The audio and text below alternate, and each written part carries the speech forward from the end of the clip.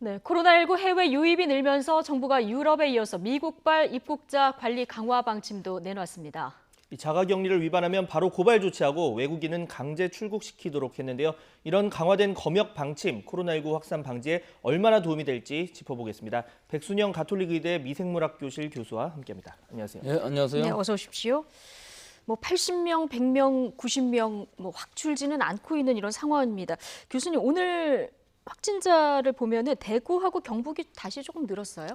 예, 숫자가 그다지 큰 문제가 되는 건 예. 아닌데 대구, 경북 약간 늘고 수도권은 그대로 네. 있고 이 전체 상황으로 보면 상당히 안정적이긴 한데 예. 아직도 우리가 안심할 만한 상황은 아닌 것이 이 발생하는 환자들이 다 그 요양병원에서 많이 나오시고 이분들이 굉장히 중증이 되고 사망하시는 분들이 많아서 우리 사망률이 높아지는 원인이 되고 있거든요. 그러니까 지금 사망자가 오늘 8명, 어제 8명 늘어서 139명까지 늘었거든요. 지금 치명률이 조금 높아진 상황인가요? 네, 그래서 치명률이 높아져서 1.49, 1.5%에 가까이 됐거든요. 예. 3월 초만 해도 0.5% 정도를 유지할 수 있을까 생각을 했었는데 이게 대구의 경북의 요양병원에서 많은 환자들이 나왔고 그 앞에서도 또 많은 요양병원에서의 이 고령자 면역이 거의 없으신 분들이 계속 확진이 되면서 또 의료 공백 시기에 있었던 즉 3월 초 정도에 그 대구 경북 지방에서의 의료 공백이 약간 있지 않았습니까? 예. 그때 진단이 늦었던 환자들도 또 상당히 많이 계시고 그래서 고령자분들이 치사율이 상당히 높아진 게 지금 상황이지만 아마 치료를 잘 하시고 중환자 처리를 잘 하시고 한다면 앞으로는 아마 이 환자들은 많이 줄어들 수 있을 것 같고 사망률 또한 많이 낮아질 수는 있을 것으로 봅니다. 예. 네, 그동안 이제 국내에서 이제 산발적인 집단 감염 이런 부분 걱정을 해왔고 지금도 그 부분에 대해서 안심할 수는 없는 상황이지만 해외 상황 좀 더 지금 주의를 해서 봐야 될 것 같아요. 물론 오늘 같은 경우는 이제 국내에 이제 그 감염자 확산이 해외 사례보다는 좀 더 이제 역전이 됐지만 그래도 여전히 미국 같은 경우에 지금 8만 명을 넘겼고 이런 식으로 굉장히 해외로부터의 유입이 우려가 되는 상황이거든요.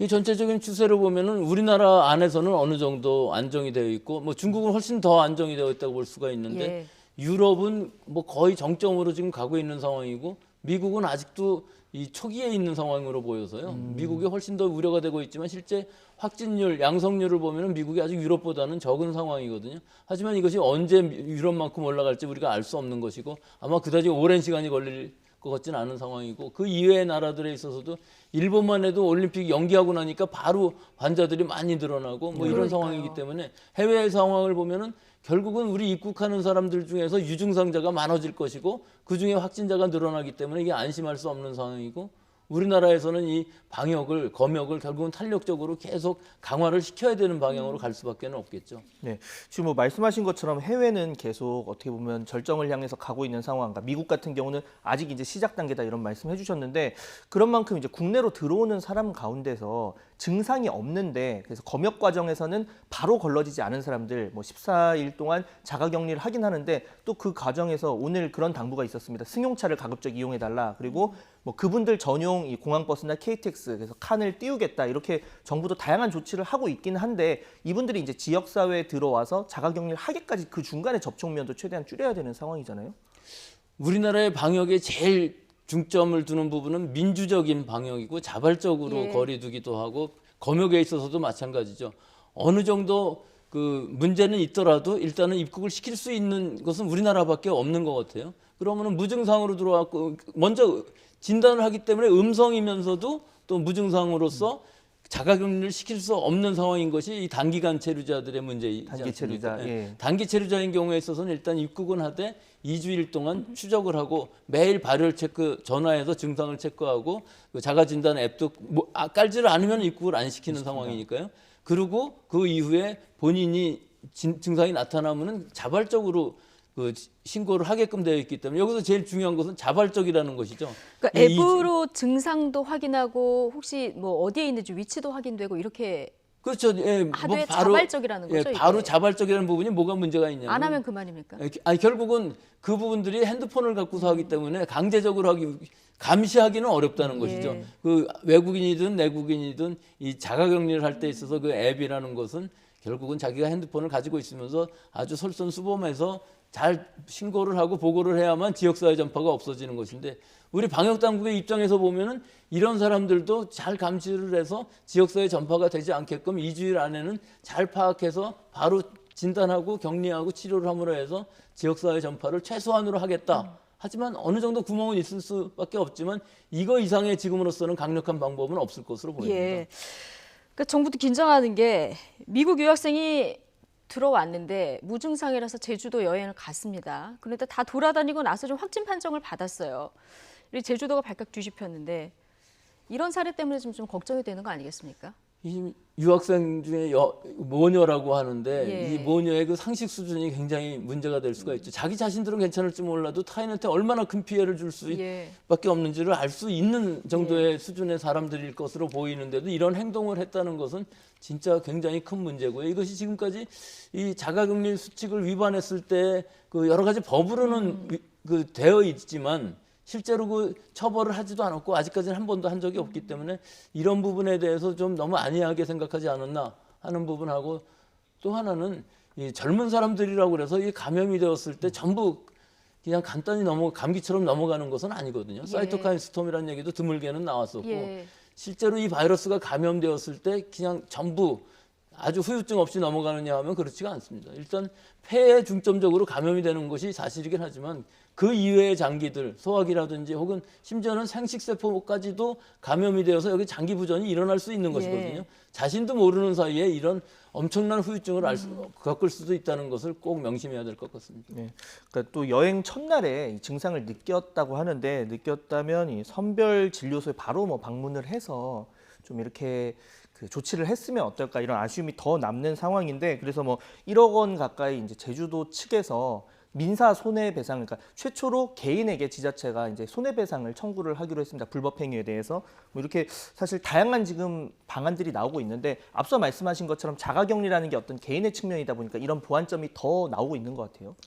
근데 사람의 경제 상황에 따라 많이 달라질 것인데 1억 원이라는 돈으로 과연 제주도에서 이것을 지금 마무리할 수 있었겠습니까? 여러 사람들을 다 조사하고 또 여러 가지 그 이외의 부수적인 손해도 많이 있었을 텐데 실제로 1억 원이라는 걸 처음으로 이제 청구를 하는 것이고 이런 공권력의 필요성이 분명히 처벌이라는 것이 처벌 위주로만 할 것은 아니지만 이런 것들도 보여줘야 되겠죠. 예. 교수님 말씀하시는 건 속보가 한 가지 들어와서 좀 전해드리겠습니다. 대구에서 지금 환자가 다시 많이 발생하기 시작했는데 주로 요양병원입니다. 지금 대구 달성군에 있는 제2 미주병원에서 코로나19 확진자 무더기로 발생을 했습니다. 대구시는 무더기 환자가 나온 대실 요양병원과 같은 건물에 있는 제2 미주병원의 직원, 또 입원 환자 350여 명을 전수조사를 했는데 현재까지 이 가운데 52명이 확진 판정을 받았다. 이런 지금 속보가 들어왔습니다. 네, 아직 49명에 대한 검사 결과는 나오지 않은 상황입니다. 그래서 확진자가 더 발생할 수도 있는데요. 대구시는 어제 이 발열과 인후통 등 코로나19 증상이 있는 3명을 검사해서 1명이 양성인 걸 확인했고요. 앞서 같은 건물에 있는 대실 요양병원에서 이 환자와 간호사 등 90여 명이 확진 판정을 받은 바 있습니다. 네. 이 지금 얘기가 나오는 미주병원은 요양병원은 아니고 지금 대실 요양병원 환자가 무더기로 나왔던 그 건물과 같은 건물에 있는 병원이라는 거죠. 그러니까 지금 요양병원인 경우 대구시에서 전수조사를 하기로 예. 했기 때문에 거기서 나온 여러 환자들은 어느 정도 정리가 돼서 확진자 수가 정해졌는데 그 2차 감염, 3차 감염 부분들이 이제 점점 알려지면서 이렇게 대규모 집단 발생이 나타났고 여기서 일단 방역당국은 이 부분들이 확인이 됐기 때문에 여기서 또 2차, 3차 감염이 일어나지 않게끔 차단하는 것이 지금으로서는 급선무고요. 예. 이런 상황들이 계속 일어날 수밖에 없는 것이고 우리 방역당국이 얼마나 잘 찾아내고 차단을 할 수 있느냐의 문제이기 때문에 실제로 50명이라고 그러면 굉장히 커 보이기는 하지만 이 부분들을 잘 막으면은 예. 실제 우리가 지금까지 하고 있는 우리나라에서만 하고 있는 지금 이 동선을 추적하고 환자의 접촉자를 추적하고 하는 것들은 가능할 것으로 보이지만 아직까지 그 통제 범위를 벗어난 것으로 보이지는 않습니다. 예. 근데 요양병원 전수조사를 이제 다 했잖아요. 근데 코로나19 이 검사를 그 환자하고 병원 의료진 직원들 중심으로 했다고 하고 이제 간병인은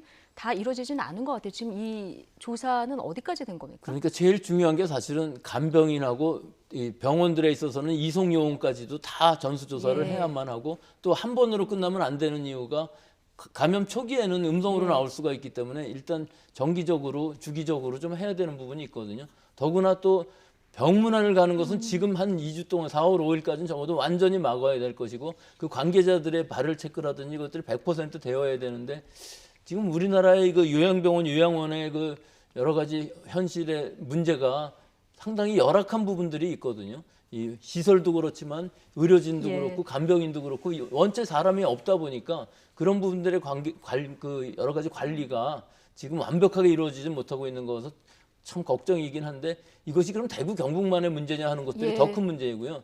전국에 있는 요양병원들 중에서 이 간병인이라든지 의료진 또 관계자들에 대한 아주 특별한 대책이 필요하고 더 관리가 더 아주 강화되어야 될 시기인 것 같습니다. 예. 뭐 아직까지 소규모 집단 감염 여전히 이제 안심을 할 수 없는 상황인 게 이런 점을 통해서 좀 알 수가 있겠고, 자 교수님, 그 오늘부터 미국발 입국자 검역이 강화가 됐는데 이제 강화되면서 동시에 워킹스루라는 걸 도입을 해서 뭐 좀 그 시간도 많이 줄이고 지금 뭐 호평을 받고 있는 상황이에요. 그 부분 좀 소개를 해주신다면. 예, 그 대규모로 진단을 하기 위해서는 사실은 이런 시스템이 굉장히 더 좋겠죠. 예. 즉 지금까지 그 드라이빙 스루라는 방식은 자기 차를 갖고 왔기 때문에 거기에 한계점은 두 사람이 올 수가 없다는 것이죠. 예. 두 사람이 타면은 진단을 받을 수가 없기 때문에 운전을 하지 못하는 사람은 거기서 진단을 받을 수 없다는 한계점이 있었는데 이 공항 같은 경우에는 사실 입국하는 사람들은 차를 가지고 있지도 않은 경우가 대부분일 것이고 그래서 이런 방식을 도입하는데 여기서 특이한 점은 밀폐된 공간이 아니라 튀어진 공간에서 한다는 것이죠. 그렇기 때문에 소독이 필요 없다는 장점이 있는데 바람에 예. 날아가니까. 여기서 이제 한 가지 문제는 바람에 날아가기 때문에 감염이 안 된다 하는 것인데 그럼 바람이 항상 일정한 방향이어야 되는 것이거든요. 하지만 예. 검사를 하시는 분은 완전 방호복을 입고 있기 때문에 큰 문제는 없을 것으로 보입니다만은 실제 밀폐된 상황은 아니기 때문에 그 예. 주변에 어떤 뭐 공기에 의한 감염이 없기 때문에 안전할 수는 있지만 그런 살균을 소독을 하지 않는다 하는 한계는 있어서 네. 이 부분들을 앞으로 지켜보면서 좀 더 보완책이 있다고 그러면 보완도 할 수 있고 또 아무리 야외 공간이라 할지라도 아마 소독은 잘 하시고 있을 것으로 보이기 때문에 예. 여러 부분들의 소독을 완벽하게 하면은 아마 빠른 시간 안에 많은 사람들이 진단을 받을 수 예. 있는 효율적인 방법으로는 될 것 같습니다. 검사할 사람은 굉장히 많아졌고 이제 효율적인 방법으로 도입된 건데 드라이빙 스루에 비해서는 얼마나 많이 더 검사를 할 수 있는 거고요. 또 의료진이 또 그렇다면 많아야 되잖아요. 이 부분은 충분한지. 그렇죠. 드라이빙 스루에 비해서는 훨씬 더 빠르게 할 수 있는 것이기 때문에 예. 뭐 한 시간에 12명인가 그 12명. 정도 할 수 예. 있다고 그러니까 드라이빙 스루보다는 몇 배 더 네. 많아질 수는 있죠. 하지만 결국은 의료진이 즉 이 검체 채취는 의사 면허가 있는 사람이 검체 채취를 할 수 있게 되기 예. 때문에 이 그냥 검역에서 하시는 분들만 갖고 방역 당국에서만 갖고는 어려울 거 같고 결국은 지금까지 하던 것처럼 선별검사소 혹은 드라이빙 스루에서도 민간 의료진들이 많이 참여를 해서 자원을 해서 수행을 하고 있었거든요. 그러니까 더 많은 의료진들이 필요할 것 같고 지금으로서는 아마 숫자상으로는 의료진이 그다지 모자라는 것 같지는 않습니다. 예. 네, 지금 백신 연구 상황 마지막으로 짧게 한번 짚어볼까요? 예, 백신인 경우에 있어서는 지금 모든 개발되고 있는 백신들이 다 시간에는 맞지 않습니다. 예, 앞으로 미국에서 하고 있는 것들도 그렇고 우리나라에서 개발하는 백신들도 그렇고 뭐 치료용으로 어떤 항체를 개발한다는 것도 그렇고 전부 다 시간적으로 봤을 때는 뭐 적어도 올 겨울 안에는 개발되기가 어렵기 때문에 즉 안전성을 확보하기 어렵기 때문에 지금 상황에서는 어렵지만 이 시도를 꼭 계속 해야 되는 이유는 새로운 변이주가 나와서 어떤 예를 들어서 코로나 20이라는 것으로 명명이 되고 했을 때, 즉 우리가 지금까지 가지고 있던 항체가 이 새로운 바이러스에 대해서는 변이에 의해서 면역력이 없어지는 경우가 생길 수 있기 때문에 만약에 다음에 변이되는 바이러스가 나올 때를 대비해서는 지금 백신 개발, 치료제 개발을 계속함으로 해서 그때 대비를 할 수가 있게 되겠죠. 예, 알겠습니다. 자, 내일 주말인데 당국에서도 앞서 얘기했지만 사회적 거리두기 좀 힘들지만 조금만 더 힘내서 협력을 해야 되겠습니다. 백순영 가톨릭대 교수와 함께했습니다. 고맙습니다. 예, 감사합니다.